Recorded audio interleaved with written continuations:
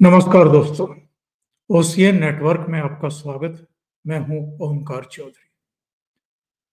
नवंबर 2020 से लेकर के दिसंबर 2021 तक दिल्ली में 13 महीने तक किसानों के नाम पर एक आंदोलन चलवाया गया था और उस आंदोलन को अरविंद केजरीवाल एंड कंपनी ने टेंट से लेकर के राशन तक, पानी तक, दवा दारू तक, बिजली के कनेक्शन तक सब कुछ उपलब्ध करवाए थे।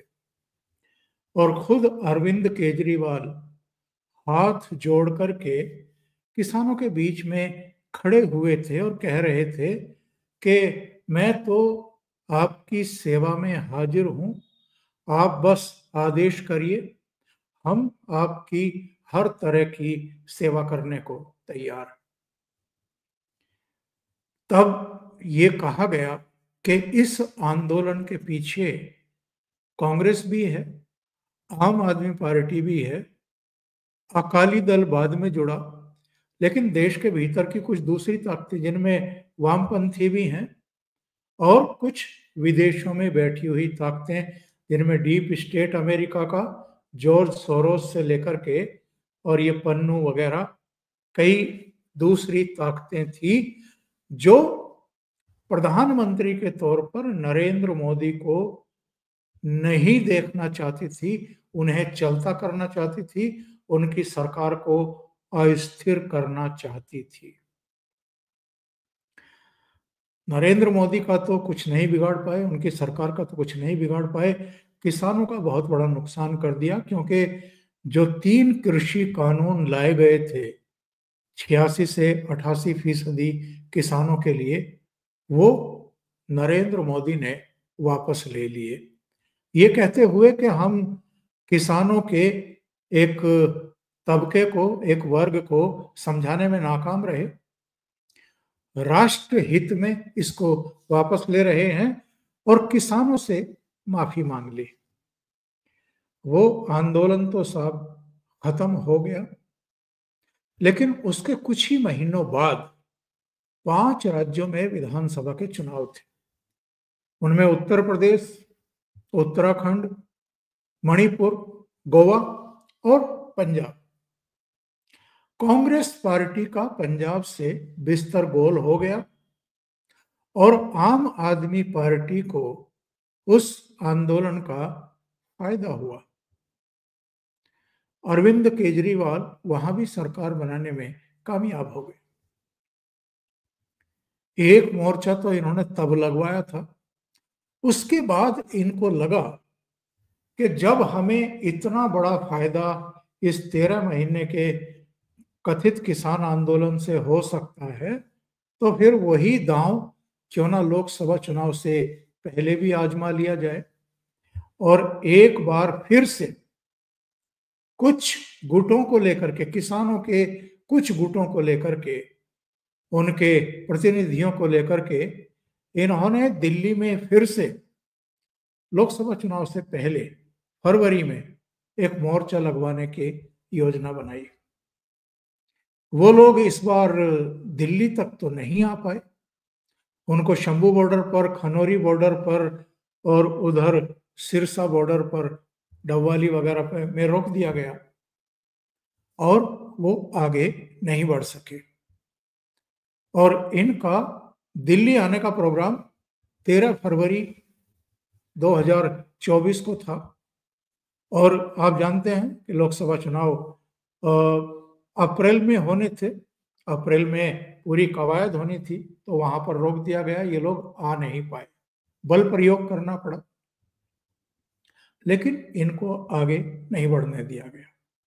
लोकसभा चुनाव हो गए, नरेंद्र मोदी तीसरी बार देश के प्रधानमंत्री बन गए और अब स्थिति ये है कि जो किसान संगठन या उनके नेता इन्होंने शंभू बॉर्डर पर, खनौरी बॉर्डर पर ला करके बैठाए थे, उन्होंने इनके ही खिलाफ मोर्चा खोल दिया।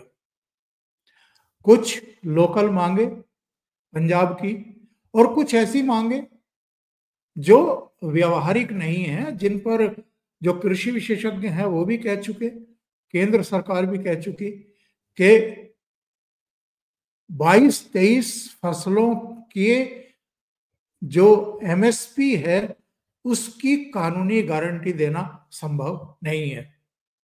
भारत सरकार का इतना बजट ही नहीं होता है कि सभी फसलों को खरीदने की गारंटी केंद्र सरकार उठा ले। लेकिन कुछ ताकतें हैं जो इनको सुलगाए रही और इनको वापस घर जाने से रोक दिया, और वहीं बैठ करके ये धरना, प्रदर्शन और वो सब अनशन वगैरह का ड्रामा चल रहा था।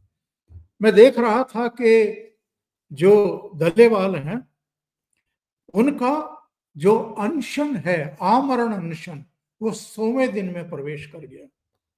100 दिन तक कोई आदमी बिना खाए पिए जिंदा रह सकता है क्या? ये जो नाटक नौटंकी इनकी चल रही है, मुझे लगता है कि जो हमारे यहाँ न्याय व्यवस्था है, जो सर्वोच्च न्यायालय है, उसके जस्टिस भी समझ चुके हैं कि ये किस तरह का अनशन चल रहा है। क्योंकि जब बीच में खबरें आई कि उनकी किडनी में प्रॉब्लम है, उनके लीवर में प्रॉब्लम है, कुछ दूसरी प्रॉब्लम है, तो उनको कहा गया कि पंजाब सरकार को कहा गया, डीजीपी को, चीफ सेक्रेटरी को, कि आप इनको अस्पताल में भर्ती कराइए, उपचार कराइए। ना तो वो सीरियस थे इनको अस्पताल में ले जाने के प्रति, और ना ही ये सीरियस थे अपनी जान को लेकर के। तो इससे पता चल रहा था कि उस समय तक इनके बीच में कुछ नूरा कुश्ती चल रही है। लेकिन बाद में सुप्रीम कोर्ट के कहने पर केंद्र सरकार ने तो इनको वार्ता का आमंत्रण दे दिया, और एक दौर की बातचीत इनकी फरवरी में ही हो भी चुकी है, और अगली बातचीत 19 मार्च को प्रस्तावित है। लेकिन जो लोकल मुद्दे थे, जो डिमांड थी इनकी, उनको लेकर के भगवंत मान सरकार सीरियस थी ही नहीं। और जब ये फरवरी में दिल्ली के लिए चले थे तो टिकरी बॉर्डर पर भी, आपके कुंडली बॉर्डर पर भी, दूसरी जगहों पर भी कुछ व्यवस्थाएं केंद्र सरकार ने कर ली थी कि इस बार इनको दिल्ली में आकर के नहीं बैठने देना है, दिल्ली के लोगों का जीवन दूभर नहीं होने देना है। तब भगवंत मान ने क्या कहा था, सुनवाता हूं मैं आपको, जरा सुनिए ये क्या कह रहे। उस समय इनके सुर क्या थे, और आज जब ये बातचीत करने के लिए चीफ मिनिस्टर के पास पहुंचे तो चीफ मिनिस्टर ने इनको एक तरीके से हड़का दिया, धमका दिया। इनसे पूछा कि 5 मार्च को जो आप चंडीगढ़ मोर्चा लगाने के लिए आ रहे हैं, वो आपने स्थगित किया या नहीं किया? उन्होंने कहा कि नहीं किया। तो उन्होंने कहा कि तो फिर मोर्चा लगा लो, मेरे से बात क्या करनी है, मेरा 2-2.5 घंटे का समय क्यों बर्बाद कर दिया तुम लोगों ने? और झल्ला करके मीटिंग से उठ करके चले गए। यानी जब अपने पर आती है, जब पंजाब से संबंधित उनकी मांगे हैं, उन पर वो बातचीत करने के लिए आपके पास आते हैं, तो आप झल्ला करके चले जाते हैं, उनको हड़का देते हैं। और जब आपके ही मोटिवेट करने पर, आपके ही समझाने उकसाने पर ये लोग दिल्ली के लिए निकलते हैं, और दिल्ली की जो केंद्रीय सरकार है उसके निर्देश पर हरियाणा सरकार अलग अलग जगहों पर, टिकरी बॉर्डर पर, कुंडली बॉर्डर पर, दूसरी जगहों पर कुछ एहतियाती कदम उठाती है, तो आपकी जबान क्या होती है वो मैं आपको सुनवाता हूं। और अब की भी इनकी जो बाइट है, जो इनकी झड़प हुई है किसानों से, वो भी मैं आपको सुनवाता हूं। जैसे बॉर्डर पर दुश्मन की फौज को रोकने के लिए बाधाएं क्रिएट की जाती है, वहां वैसा किया जा रहा है। वहां पे कील लगा दिए गए हैं, जैसे दुश्मन की फौज को रोकने के लिए बारूदी सुरंगें बिछाते हैं। ये देश का अन्नदाता है, इनसे क्या खतरा आपको? किसानां ने उन्हें कल रखे ਤੁਹਾਡੀਆਂ ਰੋਜ਼ ਦੀਆਂ ਰੇਲ ਰੋਕੋ, ਸੜਕ ਰੋਕੋ,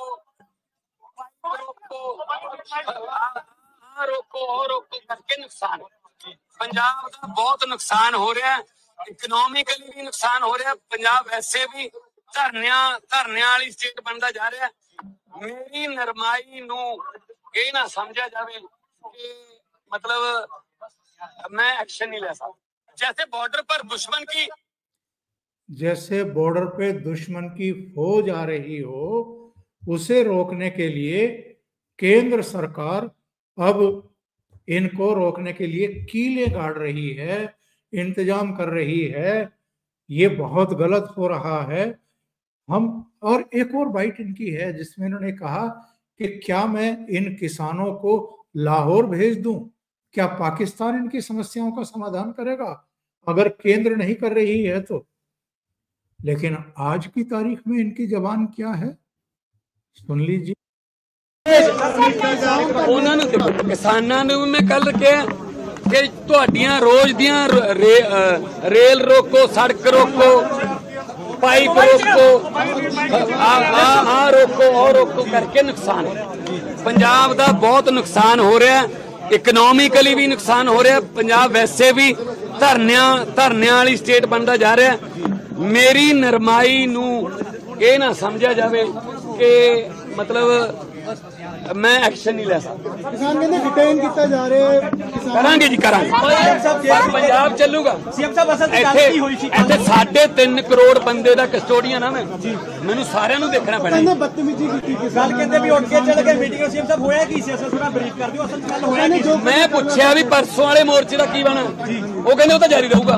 मैं कहा फिर 2.5 घंटे मैनू कोई बिठाई रखा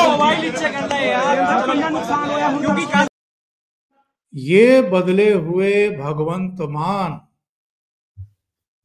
आग बबूला हो रहे हैं किसानों पर कि जगह जगह मोर्चेबंदी लगाई हुई है पंजाब में। कभी रेल रोक देते हैं, कभी रोड रोक देते हैं, लोगों का जीवन तबाह हो रहा है, आर्थिक नुकसान पंजाब को हो रहा है।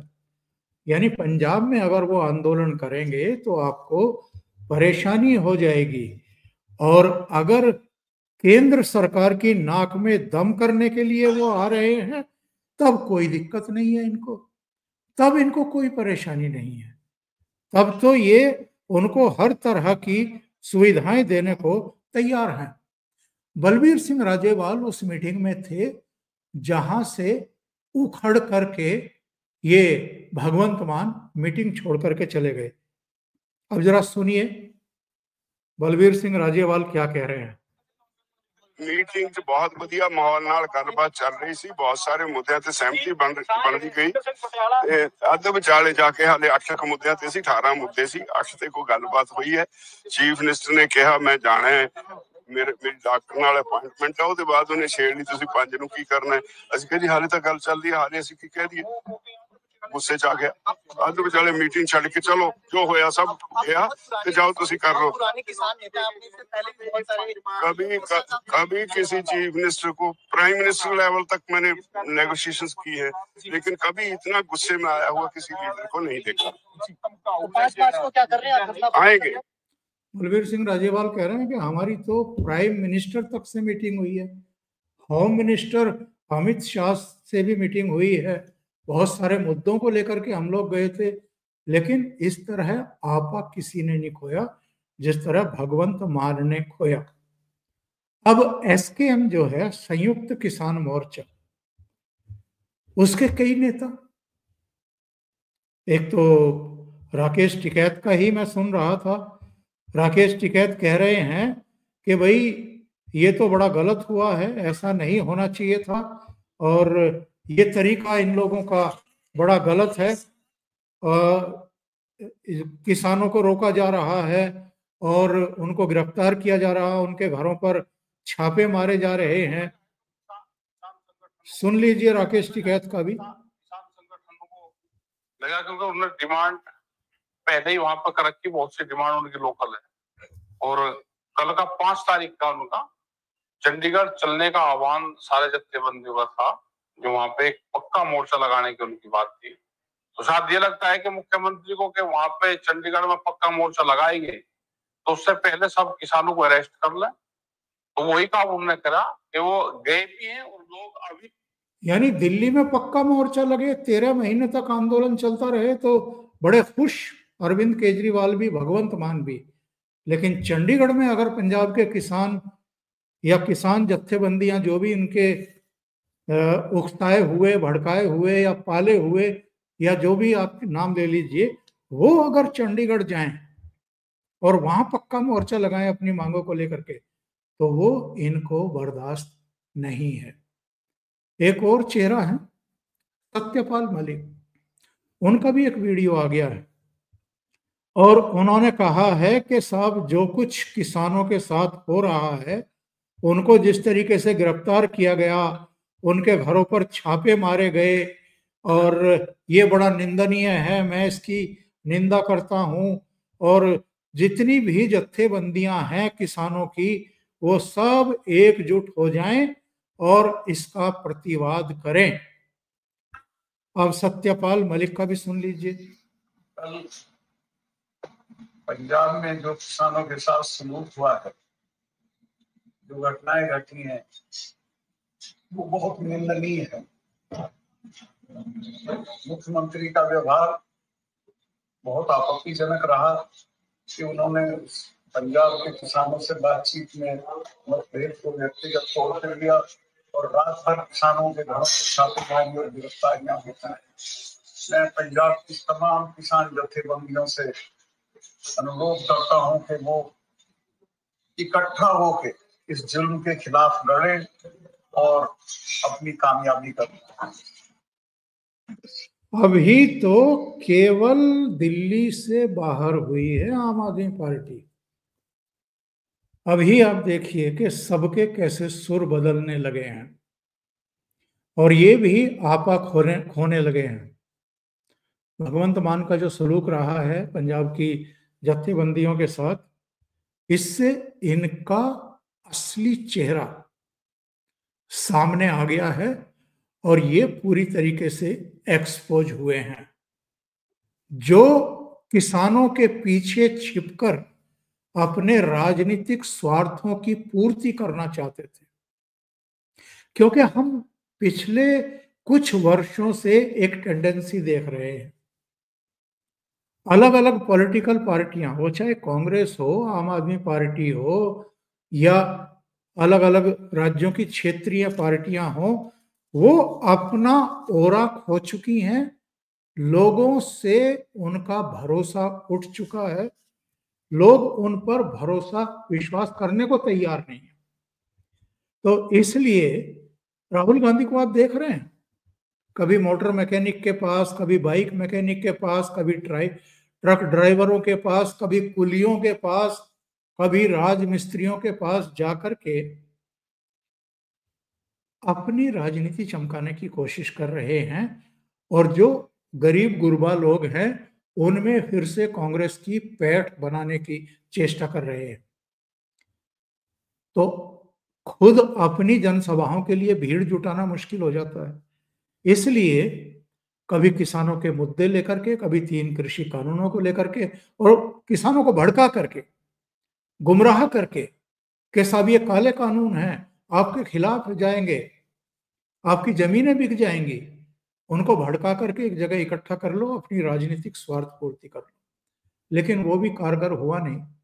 और अब इतनी भुरभुरी जमीन पर, दलदली जमीन पर आकर के खड़े हो गए हैं, क्योंकि सारे दांव पेच आजमा लिए।